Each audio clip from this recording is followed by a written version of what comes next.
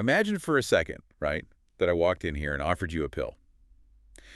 But this isn't just any pill. This thing is, it's like something straight out of the MCU. Okay, a very bold start to the morning. I'm intrigued, skeptical, but intrigued. What's this miracle pill supposed to do? Well, get this. It lowers your blood pressure in minutes. It cuts anxiety just as well as, actual medication. You can physically rewire your brain after a stroke, and it acts like this force field against dementia. And the catch is? Zero. No chemical side effects. None. That sounds completely impossible, or at least it would cost a fortune. I mean, if a pharmaceutical company could bottle that, we'd all be broke. You would think. But here's the twist. It's not a pill. It's a stack of 100-year-old sheet music. Ah, okay. Now I see where we're going. Welcome to the Deep Dive Lab. Today, we are not talking about which composer wore the best wig. We are diving into, an exhaustive body of research over 100 peer-reviewed studies, including some really mind-blowing stuff from late 2024, early 2025. Exactly. The whole mission for us today is to just shift the paradigm. We have to get past this idea that classical music is just, relaxing or some fancy background noise. Right. The literature we have in front of us is pretty clear. It argues this is a potent biological hacking tool. It physically alters your neurochemistry, your heart rate, even the structure of your brain. So just to be clear for everyone listening, no monocles are required for this deep dive. No monocles, just a brain, a pair of ears, and maybe a little curiosity. Perfect. Let's jump in. I want to start with the heart. Right. Because the data here it's honestly wild. The sources talk about this concept called entrainment. Right. To me, that sounds like something you do to a misbehaving dog, but I'm guessing it's physics. It is physics, and it's this really fundamental law of nature. Think of entrainment as just the tendency for things to sync up. The classic example is two pendulum clocks on the same wall. Oh, yeah. I've seen videos of that. Eventually, they will sync up perfectly. Oh. Or think about an audience at a concert, how everyone just naturally starts clapping in time. Without anyone telling them to. Exactly. That's entrainment. Your body fundamentally wants to synchronize with its environment. And the research shows our hearts are basically trying to, clap along to the music? In a literal physiological sense, yes. The key stat here is all about the tempo. When you listen to slow classical music, specifically in that 60 to 80 beats per minute range, your heart rate physically locks on to that rhythm. It's not a choice. It's a reflex. It's a total reflex. And the effects are fast. One study we looked at found a single session, just one, reduced systolic blood pressure by 5.5 points. Wow. And heart rate? By 7 to 10 beats per minute. That's significant. That's the difference between, sitting on the couch and a brisk walk. And I saw they actually pitted composers against each other. It was like Mozart versus Strauss. They did. And Mozart won, hands down. His Symphony No. 40 had the strongest effect, dropping blood pressure by about 2 to 3 points more than Strauss. Okay, but why? Is Strauss just too stressful? Or is there something about the math in Mozart's music? It comes down to predictability, how regular the rhythm is. Mozart is very mathematical, very structured. Strauss can be a little more chaotic. Right. The heart struggles to entrain to chaos. It loves that steady, predictable pulse of Mozart. It just locks right in. But the question is why? Why does our body do this? It's biological. It stimulates the vagus nerve. Think of the vagus nerve as your body's emergency brake. The brake pedal, yeah. All day long, modern life is stomping on the gas pedal. That's your fight or flight sacrum. This music comes along and gently presses the brake. It engages the rest and digest system. And this is where the new 2025 research comes in, right? Mm-hmm. It found it wasn't just the beat. This is what's so cool. It's not just the tempo, it's the macro structure. Mm-hmm. Things like sonatas or rondos, these predictable musical phrase structures, that's what's driving it. Your brain can predict what's coming next, so it feels safe. So because Mozart follows the rules, my heart chills out. I love that. And speaking of chilling out, let's talk cortisol. The stress hormone. The stuff that makes us all panic about deadlines. Yep, that's the one. Yeah. And the numbers here are they're staggering. A big meta-analysis found classical music can slash cortisol levels by up to 61%. 61! That seems impossibly high for just listening to something. It's massive. And you have to compare that to the control group. The people who just sat in silence, they only saw about an 8% reduction. That's a crazy difference. It's like listening to Mozart is, casting a Patronus charm from Harry Potter. That is a surprisingly accurate analogy, actually. Just blasting away the dementors of stress. You're creating a biological shield. But if we want to talk about shields, we have to look at what's happening in the brain. Which brings us to this very sci-fi sounding term, triple time locking. Oh, I circled this one. It sounds like something from Inception. What on earth is it? It's from a landmark 2024 study. They used intracranial recording, so they were literally looking inside the brain as it was working. Wow. And triple time locking is when three different brainwave bands, theta, gamma, and some others, all synchronize perfectly with each other. And this happens when we listen to classical music. Specifically, they saw it with Beethoven's 7th and Tchaikovsky's 6th. And when those brainwaves lock in, it directly correlates with a huge improvement in mood.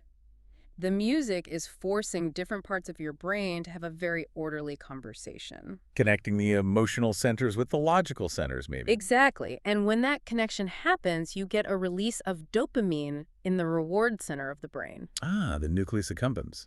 The same bit that lights up for, chocolate. Correct. But here's the kicker. That dopamine then triggers the release of something called BDNF. Brain-derived neurotrophic factor. I've heard this called miracle grow for the brain. That is the best way to think of it.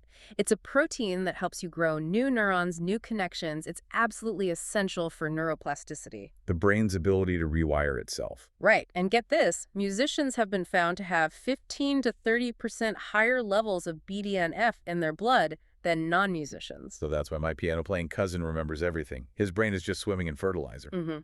But does just listening do it? It does. Not quite to the same degree as playing an instrument, but enough to make a real difference. And this has huge applications for things like trauma. I saw that in the notes, yeah. PTSD. A 2024 meta-analysis showed music therapy significantly lowers PTSD's symptom scores. And the effect size was comparable to standard trauma-focused therapy. That's huge. Yeah. So the music is kind of building a barrier, letting the brain heal without being constantly re-triggered. A bit like Professor X and X-Men building a mental shield. And that power, that healing power, it goes beyond mental health into actual physical repair. This was my favorite part of the research, the idea of a backdoor to the brain after a stroke. Melodic intonation therapy. So picture a patient who's had a severe stroke in the left side of their brain. That's usually where the language center is. They physically cannot say a sentence. The road is out? The road is completely out. They know what they want to say, but they can't get it out. But they can sing it? They can sing it. How does that even work? That's incredible. It works because your brain is split. The left side handles grammar and speech, but the right side handles melody and rhythm. So when a patient sings, "I am hungry" to a simple tune, they're using the right side of their brain as a bypass. It's literally like in Star Trek when Scotty's like, I'm rerouting power through the auxiliary conduits. It is exactly like that. The music is a neural bypass. But here's the amazing part. Over time, doing this actually retrains the brain. It builds new pathways until some patients can eventually speak again without singing. That is the definition of biohacking, using software to fix the hardware. And speaking of fixing, the pain management staff. Oh, this is critical. Post-op patients who listen to music use 20 to 30% less opioid medication. 20 to 30%. Given the opioid crisis, that feels like something every single hospital should know. It really does. But there was a key detail here. It's not about prescribing everyone Beethoven. It works best when the music is patient-selected. Ah, okay. Why is that? Because your personal music, the stuff you love, it triggers autobiographical memories. It hits the reward system way harder. If I played the soundtrack from your favorite movie or your wedding song. So, like the Shire theme from Lord of the Rings for me. Exactly. That's going to release a flood of dopamine that distracts your brain from the pain signals much more effectively than some generic concerto. It's called the gate control theory of pain. Your brain can only process so much at once. He's busy processing hobbits, not pain. I get it. And speaking of memory, the big one, dementia. The one that scares everyone. But there is hope here. Frequent music listening is associated with a 39% reduced risk of developing dementia over a 5-year period. 39%. That's a massive number. Usually you get excited about 5 or 10%. It's huge. And for those who already have dementia, it can be like a time machine. There was this one case study of a nonverbal patient hadn't spoken in years. Wow. During music therapy, playing songs from their youth, they just spontaneously looked at a family member and said, "I love you." That's like that scene in Inside Out where the core memories get unlocked. It really is. It suggests that musical memory is it's more resilient. It's rooted in the brain in a way that language isn't. Okay, so it fixes our hearts, it rewires our brains, fights dementia. But what about the thing everyone I know struggles with? Sleep. Why is classical music the answer here? Well, to be blunt, it works because it's boring. Hey, don't let Beethoven hear you say that. I mean, boring in a purely neurological sense. It's about predictability. Your brain is a prediction machine. It's constantly scanning for threats. Is that a tiger? Is that a phone notification? Right, what's next? Exactly. Classical music, especially sonata form, it follows very strict rules. Sure. Your brain listens, it predicts what's coming, and it predicts correctly. So the brain just goes, okay, I know where this is going. I can stand down. Yes. The default mode network takes over, and this involves a tiny part of the brain called the thalamic reticular nucleus, or TRN. The TRN. Okay, I'm picturing a tiny bouncer at a nightclub. That's the perfect image. The TRN is the bouncer of your consciousness. When you're awake, it lets all the sensory information through. But this kind of predictable music signals the TRN to close the velvet rope. It just stops letting the noise in. It literally blocks the input from getting to your cortex. That's what induces sleep. But I saw a warning about this, and I am so guilty of it. The earworm paradox. Yes, this is so important. Do not use those pop instrumental covers for sleep. But I love the string quartet versions of Taylor Swift. They sound so classy. They do, but your brain knows better. For sleep, they are a trap because you know the lyrics. Even without a singer, your brain just starts singing along. It keeps the language center of your brain awake. Correct. You need true, unfamiliar instrumental music so your brain has nothing to latch onto. Got it. So we've been praising this drug all this time, but there has to be a dark side, right? Of course. The Spider-Man rule, with great power comes great responsibility. Music isn't harmless. First thing, volume. Obvious, but important. Right. If you're blasting Mahler at 100 decibels, you're causing damage. Anything over 85 dB risks hearing loss. You can't heal the brain if you destroy the ears first. Fair point. But there was a psychological risk, too.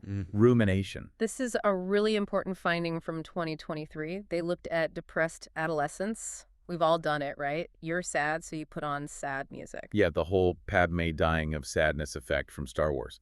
You just lean into it. Exactly. But for these kids, it actually made their mood worse. It just fed the rumination. It deepened the spiral. So if you're already feeling down, maybe skip the sad Tchaikovsky symphony. Probably a good idea. You want to use music to lift the entrainment, not drag it further down. Switch to something in a major key. Mozart. Haydn. Okay, so knowing all this, the good, the bad, what's Yeah. the dosage? What's the prescription? For an acute effect, like stress before a meeting, you need about 11 to 24 minutes. So basically a sitcom episode. That's doable. And for a daily diet, to just maintain your mental health, one big study suggested around 78 minutes of diverse music a day. 78 minutes? That sounds like a lot, but I guess that's a commute. Or a workout. Exactly. It's about integrating it into your life, not just taking it like a pill. So let's wrap this up. What are the big takeaways here? I'd say 3 things. First, biology, not background. Stop thinking of this as decoration. It's a physical pacer for your heart and a chemical regulator for your brain. Love that. Okay, number 2. Structural power. The magic is in the structure and the tempo. That 60 to 80 BPM sweet spot is what lets your brain do all this amazing stuff. It works because it's predictable. And number 3. Use it intentionally. You can use it to replace opioids, to rebuild speech, to protect your brain. But you have to be smart about it. Watch the volume, watch the earworms, and if you're sad, maybe skip the requiem. It really changes how you look at a concert hall. You know, we're always looking for the next high-tech health gadget, the next wearable. Right. And one of the most powerful neurotechnologies has just been sitting on music stands for 300 years. It has. We just finally have the science to actually see how it's working. Thank you so much for walking us through this. And to you listening, thank you for joining the Deep Dive Lab. If you want to biohack your brain, maybe start with a playlist before you start with a pill. And make sure you hit subscribe. Absolutely. I want to leave you with one final question to think about. We've proven that structured, beautiful music can physically rewire your brain and synchronize your heart. If that's true, what is the constant chaotic noise of modern life, the traffic, the pings, the construction, what is that doing to your biology right now? Something to think about. See you next time.